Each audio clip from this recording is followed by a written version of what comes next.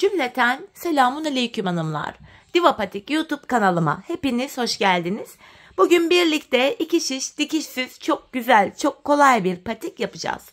Ben patiğimde krem ve sarı olmak üzere 2 tane normal patiklik ip kullandım. Şişlerim 3 numara. Modelimi de göstereceğim. İşte hanımlar, modelimiz bu şekilde. Baştan sona 2 şiş ile yaptım ve patiğimizin hiçbir yerinde dikişimiz yok. Tabanımız, patiğimizin topuk kısmı böyle. Modelimiz bu şekil.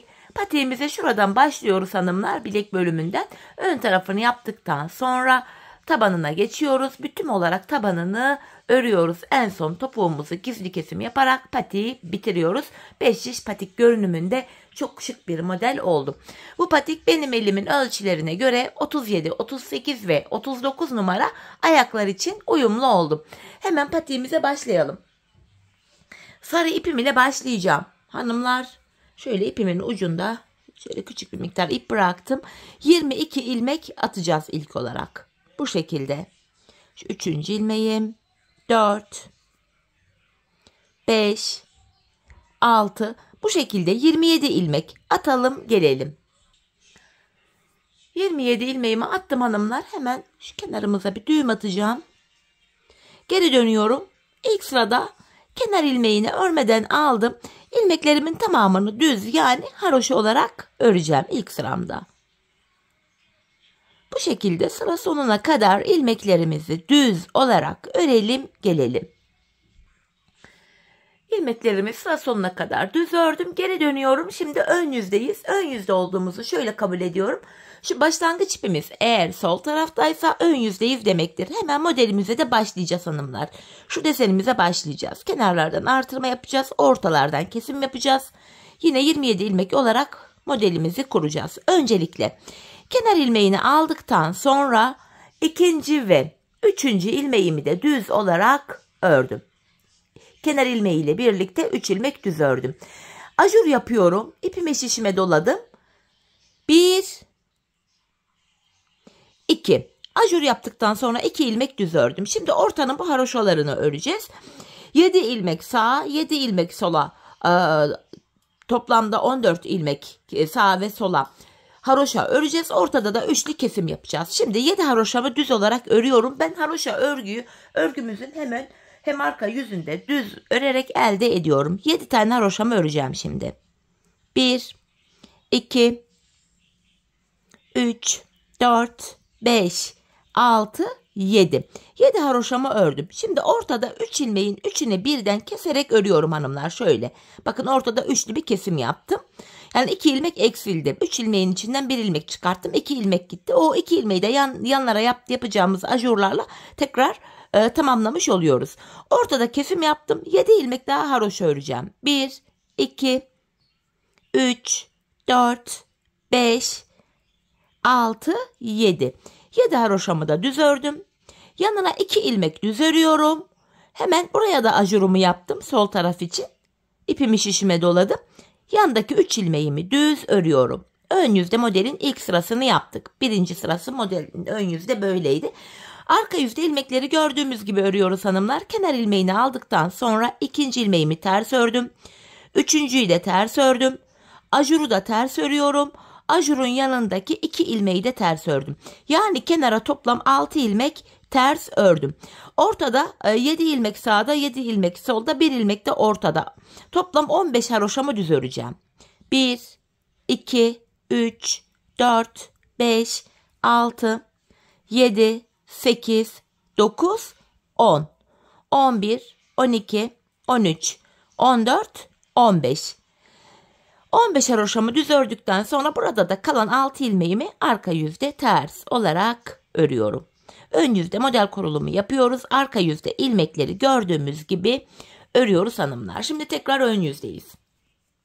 Kenar ilmeğini aldıktan sonra bu defa 2, 3 ve 4. Bakın kenara bu defa ilk sırada 3 ilmek örmüştüm. Şimdi 4 ilmek ördüm. Tekrar ajur yapıyorum. Öndeki 2 ilmeğimi düz ördüm. 4 ilmek ördüm. Ajur yaptım. 2 ilmek düz ördüm. Bir önceki sırada 7 tane haroşa yapmıştık. Kesim yapmıştık. Şimdi 6 tane haroşa yapacağım. 1, 2, 3, 4, 5, 6. Ortadaki 3 ilmeğimi kesiyorum. Sol kenara da 6 tane haroşa öreceğim. 1, 2, 3, 4, 5, 6. Burada 6 sağda 6 solda bir de ortada 13 haroşa kaldı bu sıramızda. Bir önceki sırada 15'ti. Ardından hanımlar 6 tane haroşamdan sonra 2 ilmek düz örüyorum. Bakın ajur burada sağ tarafta ajur sola doğru kayarken sol taraftaki ajur da sağa doğru kayma yapıyor. Yani şöyle bakın içeri doğru kayma yapıyor. Şöyle. Tekrardan ajurumu yapıyorum ve burada da kalan 4 ilmeğimi düz örüyorum hanımlar. Şimdi geri döndüm, arka yüzdeyim. Kenar ilmeğini aldıktan sonra 2, 3, 4, bakın ajurumu da ördüm 5. Ajurun yanındaki 2 ilmeği de ters ördüm 7. 7 ilmek ters ördükten sonra ortaya 13 haroşamı düz öreceğim. 3, 4, 5, 6, 7, 8, 9, 10, 11, 12, 13. Burada da kalan 7 ilmeğimi ters örüyorum. Her sırada kenarlardaki, hemen ön yüzde göstereyim. Kenarlardaki şu düz ilmek artarken ortadaki ajur haroşalı ilmek sayısı azalıyor. Şimdi ön yüzde modelde 3. sıramızı yapacağız hanımlar. Bu defa kenar ilmeğini aldıktan sonra 2, 3, 4 ve ajurumu da ördüm 5. 5 ilmek ördüm. Tekrardan ajurumu yapıyorum. 2 ilmek düz örüyorum. Şimdi de hanımlar bir önceki sırada 6 ilmek haroşa örüp kesmiştik. Şimdi 5 ilmek haroşa öreceğim. 1, 2, 3, 4, 5. Ortada yine 3 ilmeğin 3'ünü birden keserek örüyorum. Buraya da 5 ilmek daha haroşa öreceğim. 2, 3, 4, 5. Bu defa aradaki haroşalı ilmek sayımız 11 oldu. Her seferinde haroşalı ilmek sayısı ikişer ikişer azalıyor. Haroşamı yaptıktan sonra yandaki 2 düz ilmeğimi düz örüyorum. Bakın hemen ajurumu yaptım. İpimi şişime doladım yani ve kalan 5 ilmeğimi düz örüyorum. Modelin 3. sırası da bu şekildeydi. Geri döndüm, arka yüzdeyim. Yine ilmekleri gördüğüm gibi öreceğim. Kenar ilmeğini aldım. Şu 2. ilmeğim. 3, 4, 5. Ajurumu da ördüm 6. Yanındaki 2 ilmeği de ters ördüm. Kenara 8 ilmek ters ördüm. Ortaya 11 haroşa örüyorum. Düz. 2, 3, 4, 5, 6, 7, 8, 9, 10 ve 11. Ardından şu kenarda kalan 8 ilmeğimi de ters öreceğim. Bu şekilde arka yüzde de sıramızı tamamlamış olduk. Ön yüzde hanımlar modelde 4. sıramızı yapacağız şimdi. Tekrardan kenar ilmeğini aldıktan sonra 2, 3, 4, 5 ve 6 ilmek ördüm. 6 ilmek bakın şu bir önceki ajura kadar örüyorum. Ajurumu yeniden yaptım. 2 ilmek düz örüyorum. Şimdi buraya hanımlar bir önceki sırada 5 haroşa örmüştük. 4 haroşa öreceğim. 1, 2, 3, 4. Ortaya üçlü kesim yapıyorum. Üçünü birden kestim. Ve hemen kenarına da 4 ilmek haroşamı örüyorum. 3, 4. 4 haroşadan sonra bakın 4 haroşa burada, 4 burada. Bir de ortada 9 haroşalı ilmek kaldı. Hemen yanındaki bakın ilmeklerin yeri artık belli oldu. 2 düzümü ördükten sonra hemen ajurumu yapıyorum. Kalan 6 ilmeğimi düz olarak örüyorum. Arka yüzde kenarlardaki ilmekler ters örülecek. Sadece ortadaki 9 tane haroşamız düz örülecek. Şimdi arka yüzdeyim. Kenar ilmeğini aldıktan sonra 2, 3, 4, 5, 6, 7, 8 ve 9 ilmek ters ördükten sonra ortadaki 9 haroşamı düz örüyorum. 4, 5, 6, 7, 8, 9 ve kalan 9 ilmeğimi de ters olarak örüyorum hanımlar. Şimdi tekrar geri döndük. Ön yüzdeyiz modelde 5. sıramızı yapacağız şimdi. Hanımlar zaten sıralamayı şu haroşaları sayarak yapabiliriz. Şu ilk haroşa zaten başlangıç içinde, onu saymıyoruz. Bakın 1, 2, 3, 4 diş haroşa olmuş. 4 sırayı tamamlamışız. Şimdi 5. sıradayız. Yine ajuruma kadar ilmekleri örüyorum. Kenar ilmeğinden sonra ikinci ilmeğimi ördüm. 3, 4, 5, 6. Bakın ajurlu ilmeğime kadar ördüm. 7. Yeniden ajurumu yapıyorum. 2 ilmek düz ördüm. Şimdi de 3 ilmek haroşa öreceğim. 1, 2, 3. Ortada üçlü kesim yapıyorum. Ve yanına 3 ilmek daha haroşa örüyorum. Şimdi ortadaki haroşalı ilmek sayımız da 7 oldu. Hemen ardından yandaki 2 düz ilmeğimi düz örüyorum. Tekrardan ajurumu yaptım ve kalan 7 ilmeğim düz örülüyor. 5. sıramızı ön yüzde bu şekilde yaptık hanımlar. Şimdilik görüntümüz böyle. Geri döndüm, arka yüzdeyim. Arka yüzde yine kenar ilmeğini aldıktan sonra ikinci, üçüncü, 4, 5, 6, 7, ajurumu da ters ördüm 8, ajurun yanındaki 2 ilmeği de ters ördüm 10. 10 ilmek ters ördükten sonra ortaya 7 ilmek haroşamı düz örüyorum. 3, 4, 5, 6, 7. Kalan 10 ilmeğimi de yine arka yüzde ters olarak örüyorum. Evet hanımlar. Bu şekilde. Şimdi tekrar ön yüzdeyim. Modelime devam edeceğim. Modelimde şimdi de 6. sıramızı yapacağım. 6. sıramızda da kenar ilmeğini aldıktan sonra 2, 3, 4, 5, 6, 7. Bakın ajuru da ördüm 8. Ardından yeniden ajurumu yapıyorum. 2 ilmek düz ördüm. Bu sıramızda da 2 ilmek haroşa örüp ortada üçlü kesim yapacağım. 1, 2. Ortadaki 3 ilmeği kesiyorum. Yanına 1, 2 ilmek haroşa daha ördüm. Yanına 2 ilmek düz ördükten sonra tekrar ajurumu yapıyorum. Ortadaki kestiğimiz ilmekleri ajur yaparak tekrardan yerine koymuş oluyoruz. Ve buradaki kalan ilmeklerimi de düz olarak örüyorum hanımlar. Böyle. 6. sıramız böyleydi.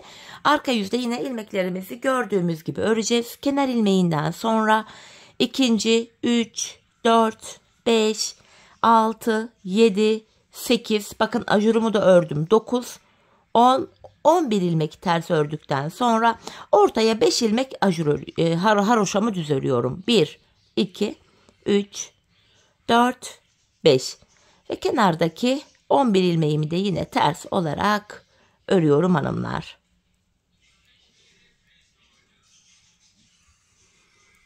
Sonuncuyu da ördüm. Bakın şimdi tekrar ön yüzdeyiz hanımlar. Şeklimiz yavaş yavaş oluşmaya başladı. Bakın görüntümüz şöyle. Modelimizde şimdi de ön yüzde bakalım 3, 6, 7. sıramız oluyor bu. 7. sıramızda kenar ilmeğimi aldıktan sonra 2, 3, 4, 5, 6, 7, 8, 9 ilmek ördüm. Bakın ajuruma kadar ördüm. Ajurumu yapıyorum. 2 ilmek düz ördüm. Şimdi de hanımlar 1 ilmek haroşa örüyorum. Ortada üçlü kesim yapıyorum. Ve yanına 1 ilmek daha ördüm. Bu sıramızda da artık ortadaki haroşalı ilmek sayımız 3'e kadar düştü. Hemen yanındaki 2 ilmeğimi düz ördükten sonra ajurumu yapıyorum. İpimi şişime doladım. Ve kalan ilmeklerimi düz olarak örüyorum. Böyle. Modelde hanımlar bu 7. sıramızda. Yine arka yüzde kenarlardaki ilmekler ters örülecek. Ortadaki 3 ilmeğimiz düz örülecek. Bakın burada kenarda 3 ilmek oldu. 4 ters örüyorum. 5, 6, 7, 8, 9, 10, 11 ve 12 ilmek ters ördüm. Ortadaki 3 haroşamı düz ördükten sonra kalan 12 ilmeğimi de ters olarak örüyorum.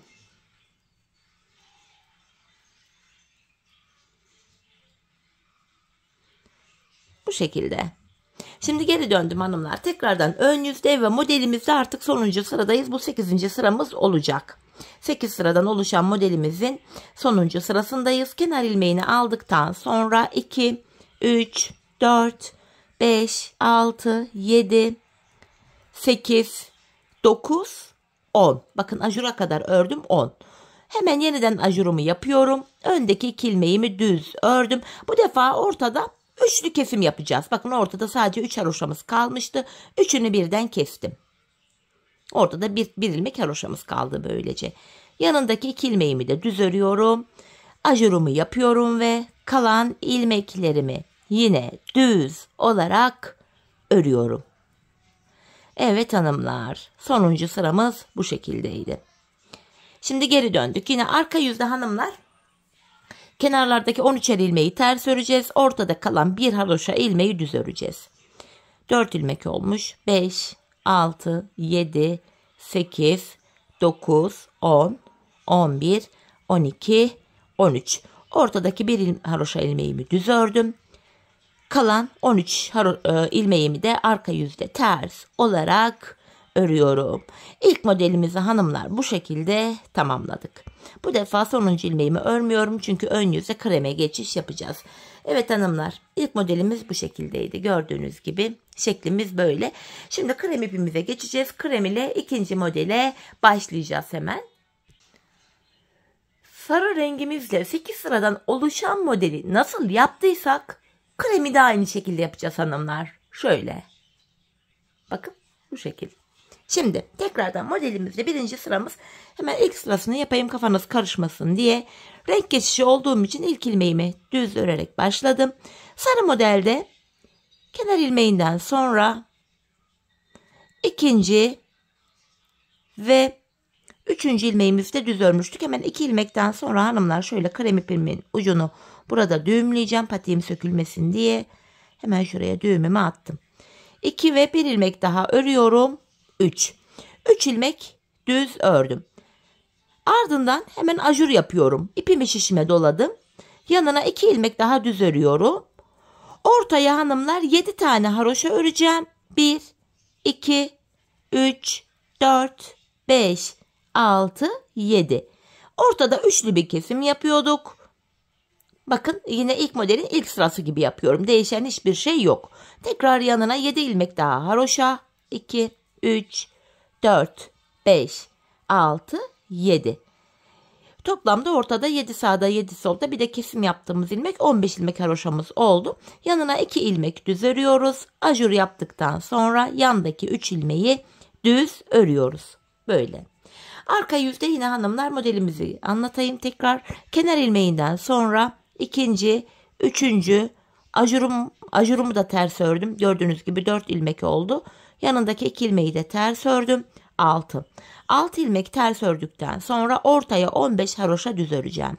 3, 4, 5, 6, 7, 8, 9, 10, 11, 12, 13, 14, 15. 15 haroşamı düz ördükten sonra burada ilk 6 ilmeği ters örmüştük. Burada da son 6 ilmeğimizi ters olarak öreceğiz. Modelimizin birinci sırasını bu şekilde yaptık. Şimdi ön yüzde tekrar modelin ikinci sırası diye devam edecek. 3, 4, 5, 6, 7, 8. sıraya kadar yapacağız. İlk modelde olduğu gibi. Kafası karışanlar varsa hanımlar, ilk modeli baştan sona hiç kesmeden zaten gösterdim. Her yaptığım sırayı da şu ikinci sıramız, şu üçüncü, beşinci, yedinci, sekizinci diye ilmek ilmek gösterdim. Videoyu geri alarak ilk modelin sıralamalarını, yani sarı modelin sıralamalarını takip ederek kremi de yapabilirsiniz. Şimdi krem olan modelimizi, 8 sıradan oluşan modelimizi zaten ilkini yaptık. Kalan 7 sırasını da tamamlayalım, gelelim. 3. sıra modelde buluşalım. Çünkü 3. sıra modelde, sarı modelde kesimlerimiz de başlayacak. Şimdi kremi tamamlayıp gelelim. Evet hanımlar, krem ipimle ikinci modelimi yaptım geldim. 8 sıradan oluşan modelimi. Şimdi sarıya geçiyorum. Bu aşamada yine modelin ilk sırasını aynı şekilde kesim yapmadan kuracağız hanımlar. Şöyle sarı ipimi alttan aldım. Kenar ilmeğimi aldıktan sonra ikinci ilmeğimi örüyorum. Hemen ardından artık bu krem ipimi de keseceğim hanımlar. Çünkü modelin devamında artık kremi kullanmayacağız. Sadece ara modelde tek seferliğine mahsus kullanmıştık. Şöyle krem ipimin ucunu sarıya düğümlüyorum. 2 ilmek örmüştüm. 3. ilmeğimi de ördüm. Tekrardan ajurumu yapıyorum. Buraya şöyle 2 ilmek düz örüyorum. Yine aynı modelin birinci sırasını yapar gibi aynı şekilde yapacağız. 2 düzden sonra buraya 7 haroşa öreceğim. 2, 3, 4, 5, 6, 7. Yine ortadaki 3 ilmeğimi keserek örüyorum. Bu sol kenara da 7 haroşa öreceğim. 2, 3, 4, 5, 6, 7. Hemen yanına 2 düz ördüm. Ajurumu yaptıktan sonra kalan 3 ilmeğimi de düz örüyorum. Modelin ön yüzde ilk sırasını yaptık. Sonuncu modelimiz de bu. Şimdi geri döndüm, arka yüzdeyim. Kenar ilmeğini aldıktan sonra 2, 3, 4, 5 ve şu 6. ilmeğimi 6 ters ördükten sonra orta kısımdaki 15 haroşa ilmeğimi düz öreceğim. 2, 3, 4, 5, 6, 7, 8, 9, 10, 11, 12, 13, 14, 15 ve kenarda kalan son 6 ilmeğimi de ters olarak örüyorum. Modelin ilk sırasını sarı ipimizle bu şekilde yaptık hanımlar. Şimdi kesimlerimize başlayacağız. Sağ ve sol taraftan burun tarafında şuradaki kesimlerimizi yapacağız. Sağ kenarda sağa doğru kesim, sol kenarda da sola doğru kesim yapacağız. Öncelikle kenar ilmeğini aldıktan sonra öndeki 2 ilmeği keserek öreceğim hanımlar. Bakın. 2. ilmeğimi sağa doğru kesim yapıyorum. İlk ilmeğimin önüne getirdim. Kenar ilmeğinden sonra hemen bu 2 ilmeğin ikisini keserek örüyorum. Bakın burada kesimimi yaptım. Bir önceki ajurlu olan ilmeğimi düz ördüm. Kenarda yine 3 ilmek oldu. Artık hep kenarda 3 ilmek olacak. Ajur yapacağız. Bakın ajurumu yaptım. Yanındaki 2 düz ilmeğimi örüyorum. Bu defa ortaya 6 ilmek haroşa örüyorum. 2, 3, 4, 5, 6. Ortadaki üçlü ilmeğimi kesiyorum. Sol yanına da 6 ilmek örüyorum. 3, 4, 5, 6. Yanındaki 2 ilmeğimi düz ördüm. Ajurumu yaptım. Burada da son 3 ilmek kalana kadar öreceğiz. Ajurdan sonra bakın 1 ilmek örüyorum. Burada da sola doğru kesim yapıyorum. Yani öndeki 2 ilmeği birlikte keserek ördüm. Sonuncu ilmeğim düz örülüyor. Böylece 2 ilmek kestik. 25 ilmeğimiz kaldı. Geri dönüyorum hanımlar. Arka yüzde yine kenar ilmeğini aldıktan sonra 2. ilmeğimi ters ördüm. 3, 4, 5, 6. 6 ilmek ters ördüm. Ortada bu defa 13 ilmek haroşamı düz örüyorum. 4, 5, 6, 7, 8, 9, 10, 11, 12 ve 13.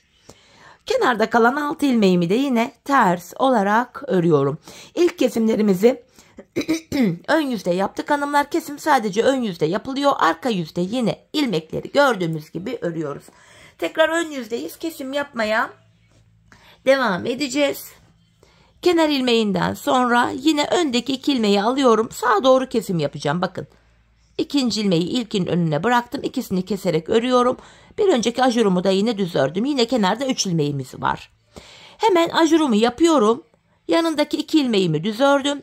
Şimdi de 5 ilmek öreceğim. 1, 2 haroşa örüyorum. 3, 4, 5. Ortada üçlü kesimimi yaptım. 5 ilmek daha örüyorum. 2, 3, 4, 5. Yanındaki 2 düz ilmeğimi düz ördüm. Ajurumu yapıyorum. Yanındaki 1 ilmeğimi düz ördüm. Bakın son 3 ilmek kaldı. Öndeki 2 ilmeği kesiyorum. Kenar ilmeğimi de düz ördüm. Şimdi de 23 ilmeğimiz kaldı. Her kesimde ilmek sayısı ikişer ikişer azalıyor. Tekrardan hanımlar şöyle geri dönüyorum. Kenar ilmeğini aldıktan sonra yine 2, 3, 4, 5, 6. 6 ilmek ters ördüm. Ortaya 11 ilmek haroşamı düz örüyorum. 2, 3, 4, 5, 6, 7, 8, 9, 10, 11. Kalan 6 ilmeğimi de ters örüyorum. Artık kenarlarda hep 6'şar ilmeğimiz var. Sonuncuyu da ördüm. Tekrar ön yüzdeyim. Yeniden kesimimizi yapacağız. Kenar ilmeğini aldıktan sonra yine 2. ilmeği ilkin önüne getirip ikisini kesiyorum. Yanındaki 1 ilmeği düz ördüm. Tekrar ajurumu yapıyorum. 2 ilmek ördüm. Bu defa ortaya 4 öreceğim. 4 haroşa. 3, 4. Üçlü kesim yapıyorum. Hemen yanına 4 haroşa daha örüyorum. 2, 3, 4. Yanındaki 2 ilmeğimi düz ördüm. Ajurumu yaptım. Bir ilmek ördükten sonra hemen yandaki 2 ilmeği keserek örüyorum. Kenar ilmeğimi de düz ördüm. Bu şekilde hanımlar. Tekrar geri dönüyorum. Kenar ilmeğini aldıktan sonra yine 2, 3, 4, 5, 6 tane ters ördüm. 9 haroşamı düz öreceğim. 2, 3, 4, 5, 6, 7, 8, 9 ve kalan 6 ilmeğimi de ters olarak örüyorum.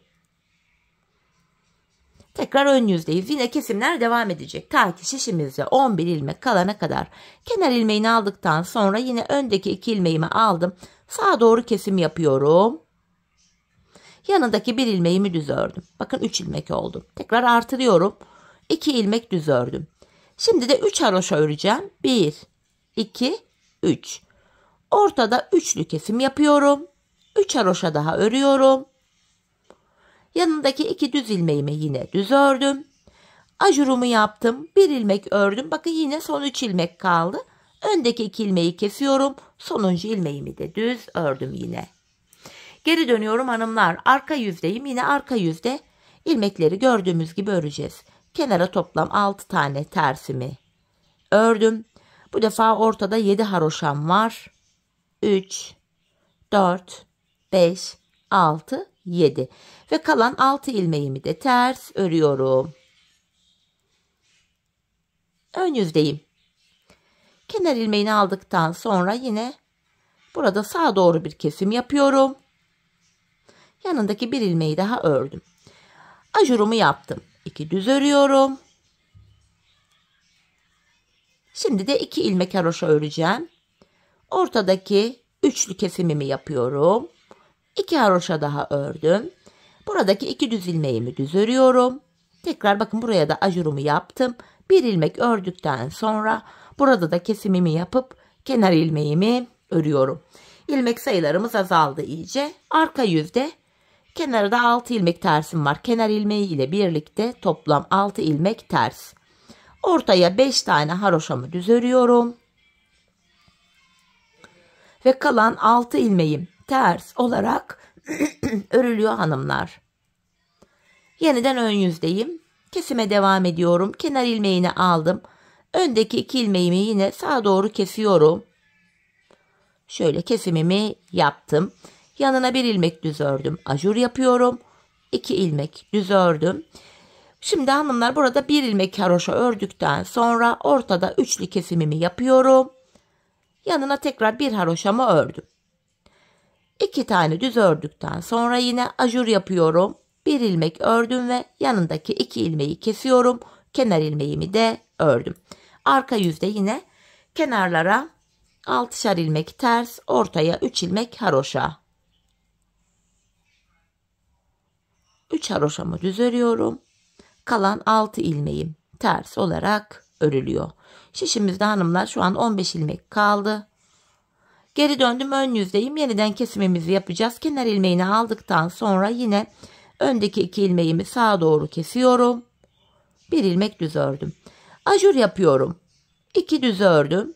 Bu defa ortada üçlü kesimimi yapıyorum. 3 haroşanın üçünü birden kesiyorum. Şöyle.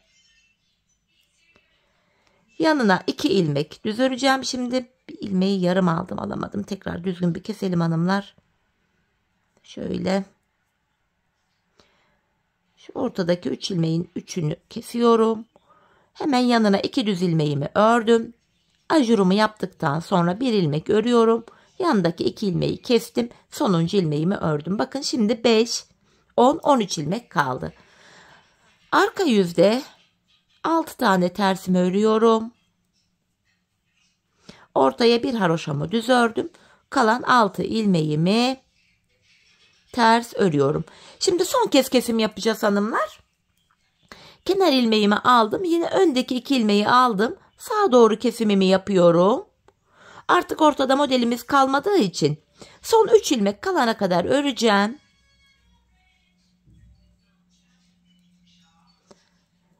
Hemen öndeki 2 ilmeğimi kesiyorum ve kenar ilmeğimi de ördüm. Bakın 4, 8, 11 ilmek kaldı. Hemen arka yüzde kenar ilmeğini aldıktan sonra ilmeklerin tamamını ters olarak örüyorum. Kesim işlemini bitirdik hanımlar. Patiğimizin burun kısmına geldik. Bakın şeklimiz şöyle. Burun kısmı böyle oldu. Görüntümüz böyle. Şimdi burundan başlayarak şöyle göstereyim. Tabanımıza geçeceğiz. Hem tabanımızı öreceğiz hem tabanı örerken patiğin tabanını üst bölüme de eklemeye başlayacağız. Yapacağımız işlem şöyle hanımlar. Ön yüzdeyiz. Yanlarda kenar ilmek yerleri var. Kenar ilmek yerlerine girerek ilmekler çıkaracağız. Bakın ilk kenar ilmek yerim şurada. Ön yüzde sağ kenarda hemen ilk kenar ilmek yerine girerek ilmek çıkarıyorum. Şişimde 11 ilmeğim vardı. Şişimdeki 11 ilmeğimi öreceğim. Bir ilmek buradan çıkarttım 12. Bu ilmek çıkartma işlemini sadece ön yüzde yapıyoruz. İlk ilmeği ön yüzde sağ kenardan, ikinci ilmeği de yine ön yüzde sol kenardan çıkaracağız. Sonuncu ilmeğimi de ördükten sonra şu sol kenarda da bakın ilk kenar ilmek yerine girerek ilmek çıkarttım. Böylece şişimde 13 ilmeğim oldu. Geri döndüm, arka yüzdeyim. İlk ilmeği örmeden alıyorum. Arka yüzde ilmeklerimizi sıra sonuna kadar ters olarak örüyoruz. İlmek çıkartma işlemi sadece patiğimizin ön yüzünde yapılıyor. Sonuncu ilmeğimi de ters ördüm. Geri dönüyorum. Bir sonraki kenar ilmek yerine ilmeğin iki kanadına birden girdim. İlmeğimi çıkarıyorum. Şişimde şimdi de 14 ilmek oldu. İlmeklerimi sıra sonuna kadar öreceğim.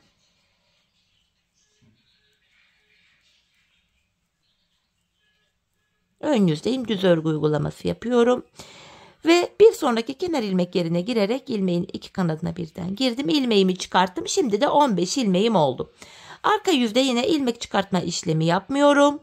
İlmeklerimi arka yüzde ters olarak örüyorum hanımlar. Sonuncuyu da ters ördükten sonra tekrar ön yüzde bir sonraki kenar ilmek yerine girdim. Bakın buradan ilmek çıkarttım. Şimdi 16 ilmeğimiz oldu. İlmeklerimi sıra sonuna kadar öreceğim.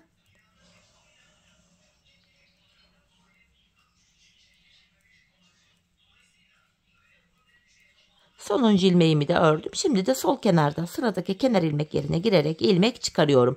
Böylece hanımlar 17 ilmeğimiz oldu. Patiğimizin burun kısmını bu şekilde tamamlayacağız. Dikiş yok, gördüğünüz gibi tabana örerken üst bölümlere ekliyoruz. Biz bu işlemi hanımlar şişimizde 27 ilmek olana kadar devam edeceğiz. Çünkü patiğimizin üst bölümünü de 27 ilmek olarak yapmıştık. 27 ilmek olana kadar burun kısmını yapalım gelelim. Evet hanımlar, 27 ilmeğim olana kadar bu kısmı yaptım. Geldim, artık ilmek sayısı artmayacak. 27 ilmek olarak bu bölümü örmeye devam edeceğiz.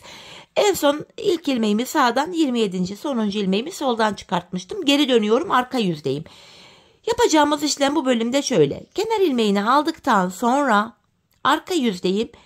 İlmeklerimi son 2 ilmeğim kalana kadar ters olarak örüyorum hanımlar. Son 2 ilmek kalana kadar.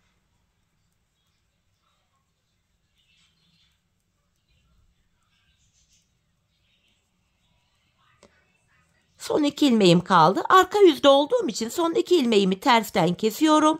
26 ilmek kaldı. Geri dönüyorum yine. Sıradaki kenar ilmek yerine bakın krem kenar ilmek yerimiz var. Oraya girerek ilmek çıkarttım. Yeniden 27 ilmek oldu. Patiğimizin arka kısmı böyle oluyor. Şimdi ön yüzdeyim. Bu defa ön yüzde olduğum için ilmeklerimi düz olarak öreceğim. Yine son 2 ilmeğim kalana kadar ilmeklerimi düz öreceğim.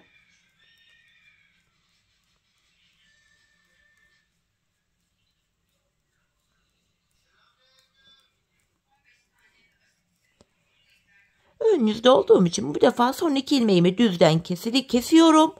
Ve sıradaki kenar ilmek yerine bakın krem kenar ilmek yerine girerek ilmeğimi çıkarttım. Tekrar 27 ilmek oldu. Yeniden geri döndüm hanımlar. Arka yüzdeyim. Kenar ilmeğini aldıktan sonra yine ilmeklerimi ters öreceğim. Arka yüzdeysek son 2 ilmek kalana kadar örüyoruz. Tersten kesim yapıyoruz. Ön yüzdeysek de son 2 ilmek kalana kadar düz örüyoruz ve son 2 ilmeği düzden kesiyoruz.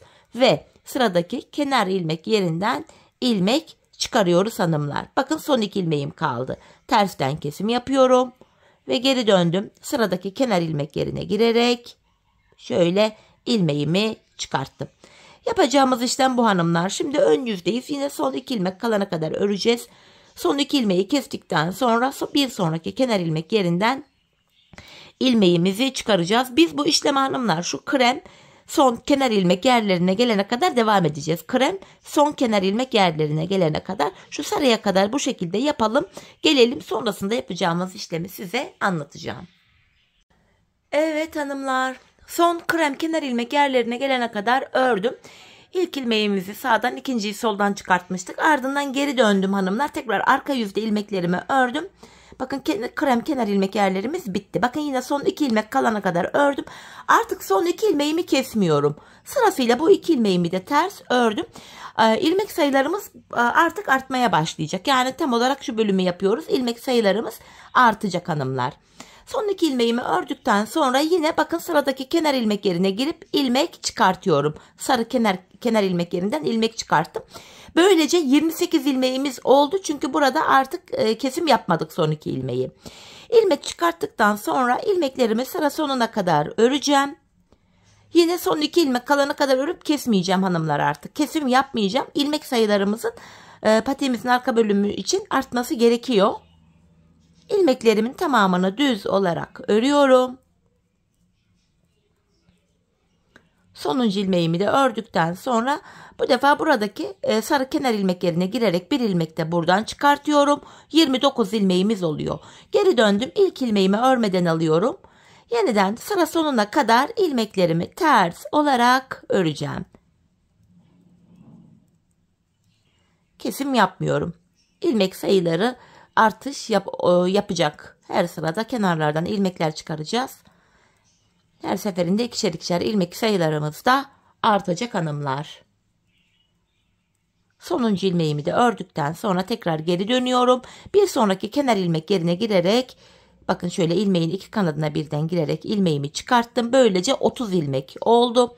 Yeniden ilmeklerimi sıra sonuna kadar öreceğim. Bu aşamada ilmek çıkarttıkça yanlardan ilmek sayıları arttıkça buradaki ilmekler biraz sıkışacak ama örmeye engel değil. Misinalı şiş de kullanabilirsiniz ama gerek de yok. Ben böyle kısa iki şişlerimle yine bu bölümü yapmaya devam ettim.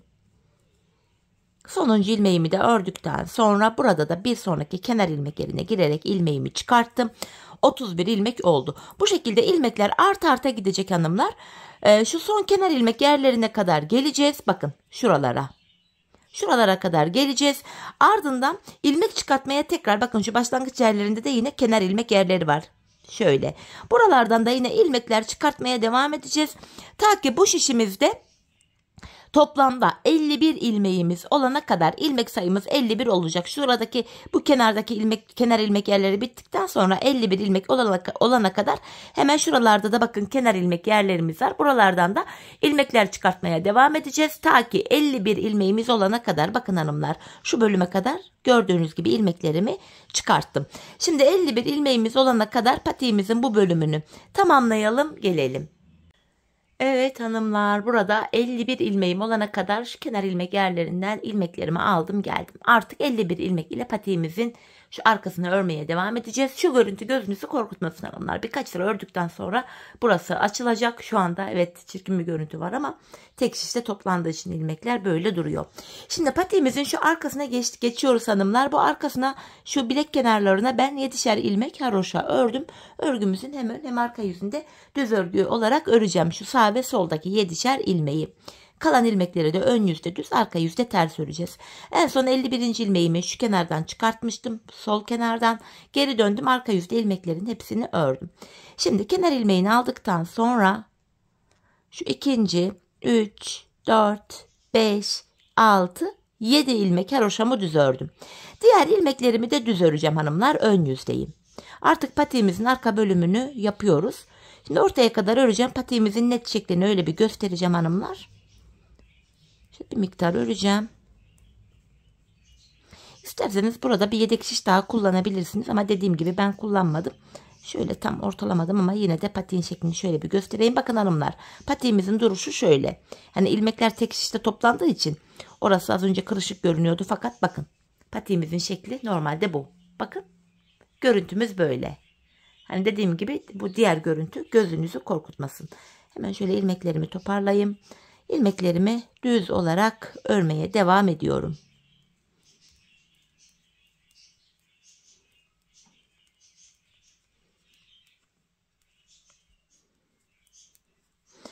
birkaç sıra ördükten sonra burası açılacak, daha rahat örülecek. Şöyle baktığımızda şu kenarda şöyle 7 ilmek kaldı. Bu 7 ilmeği hem ön hem arka yüzde düz öreceğim. Sonuncu ilmeğimi de ördüm. Geri dönüyorum, arka yüzdeyim. Arka yüzde kenar ilmeğini aldıktan sonra bu kenar ilmeğim ile birlikte toplam 7 ilmek düz öreceğim. Haroşa düşmesi için 3, 4, 5, 6, 7. Şu aradaki ilmeklerimi de ters örüyorum arka yüzde olduğum için. Artık bu şekilde örmeye devam edeceğiz. İlmek artışı olmayacak. 51 ilmek ile patiğimizin arka bölümünü örüp tamamlayacağız. Bu şekilde. Son 7 ilmeğim kalana kadar ilmeklerimi bu aşamada ters olarak örüyorum.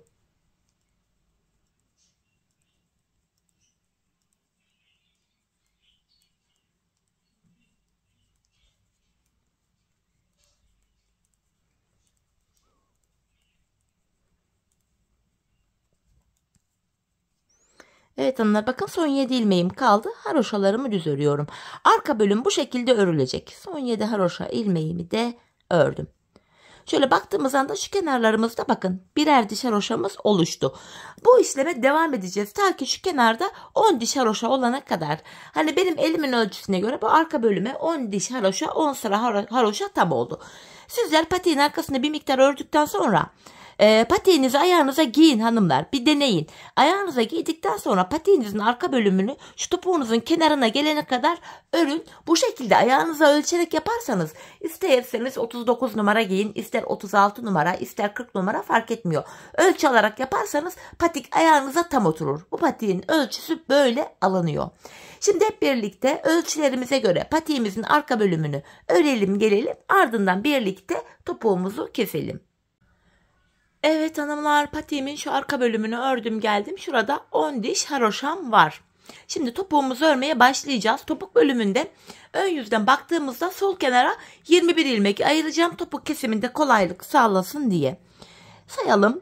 3, 6, 9, 12, 15, 18, 21. Hemen şuraya bir ip takayım hanımlar, yeri belli olsun. Şöyle. Şimdi topuğumuzu örmeye başlayacağız. Bu aşamada yine kenardaki 7 ilmek haroşamız haroşa olarak örülecek. Gizli kesim topuk yapacağız. 7 haroşamı ördüm. Ön yüzdeyim. İlmeklerimi düz olarak ve sayarak örmeye devam edeceğim. 7 haroşamı örmüştüm. 8, 9, 10, 11, 12, 13, 14, 15, 16, 17, 18, 19, 20, 20 ilmeğimi ördüm. 21. ilmekte öndeki ikisini alıyorum. İkisini birlikte keserek örüyorum. 20 ilmek ördüm. 21'de kesim yaptım. Zaten bu sol tarafa da 21 ilmek ayırmıştık. Topuğumuz için şu arada kalan ilmeklerimize baktığımızda burada da 8 ilmek var. Hanımlar, patik topuğumuzda bu 8 ilmek her seferinde birer birer kesilecek, eksilecek, bitecek ve böylece topuğumuz oluşacak. Yapacağımız işlem şu. Kesim yaptıktan sonra geri dönüyorum. Arka yüzdeyim. İlk ilmeğimi örmeden aldım. Arka yüzde olduğum için diğer ilmeklerimi ters olarak örüyorum. Sadece kenardaki son 7 haroşa ilmeğimi düz öreceğim. Son 7 haroşama geldim. Bunları düz olarak örüyorum. Sonuncu ilmeği de ördüm. Tekrar geri dönüyorum. Bir önceki sırada yaptığım işlemin aynısını yapacağım. 20 ilmek öreceğim. 21. ilmekte kesimimi yapacağım. 7 haroşamı ördüm. Sayarak gidiyorum. 8, 9, 10, 11, 12, 13, 14, 15, 16, 17, 18, 19, 20 ilmeğimi ördüm. 21. ilmekte hemen yandaki ilmeği de alıyorum. İkisini keserek örüyorum. İkinci kesim yaptık. Bir önceki sırada arada 8 ilmek vardı. Şimdi baktığımızda 1 ilmek eksildi. 6 ilmek kaldı. Şimdi yapacağımız işlem şu. Tekrar geri döneceğiz. Arka yüzde ilmekleri öreceğiz. Ön yüzde tekrar 20 ilmek örüp 21. de kesimi yapacağız. Biz bu kesme işlemine şu aradaki 7 ilmek bitene kadar devam edeceğiz hanımlar. Şu işaretleyene kadar devam edeceğiz. Şimdi patiğimizin topuğunu sizlere anlattığım gibi örelim gelelim. Evet hanımlar, bu işaretleyerek gelene kadar patiğimin topuğunu ördüm geldim. İlk başta sol tarafa 21 ilmek ayırmıştık. Kesimlerden sonra sağ tarafta da 21 ilmeğimiz kaldı. Yani Her iki şişteki ilmek sayıları da birbirine eşit. Bu aşamada patiğimizin düz tarafı içeride, ters tarafı da dışarıda olacak şekilde ikiye katladım. Ben tığ ile kolay kesim yapabildiğim için tığımı aldım. İlk kesimim şöyle. Benden taraftaki şişten bir ilmek, ikinciden de bir ilmek aldım. İkisini topluyorum. Diğer kesimlerim de şöyle oluyor. Benden taraftaki şişten bir ilmek, ikinciden de bir ilmek aldım. İkinci ilmeği ilkinin içinden geçirip tığımdaki ilmekleri topluyorum. Benden taraftaki şişten bir ilmek, ikinciden de bir ilmek aldım. İkinci ilmeği ilkinin içinden geçirip tığımdaki ilmeklerimi topluyorum. Karşılıklı olarak şişlerimizden birer tane ilmek alıyoruz ve ikinci şişten aldığımız ilmeği ilk şişten aldığımız ilmeğin içinden geçiriyoruz. Tığımızdaki ilmeklerimizi topluyoruz. Her iki patiğimizin topuğu da aynı yöne, aynı şekilde kesiliyor hanımlar. Bu şekilde. Kalan ilmekleri de kesip gelelim. Evet, ilmeklerimi kestim. Son birer ilmeğim kaldı. Yine önce benden taraftaki, sonra da ikinci şişimdeki ilmeğimi tığıma alıyorum. Tığımdaki 3 ilmeğin 3'ünü birden topladım. Şöyle bir zincir çektim. Bakın topuğumuz şöyle.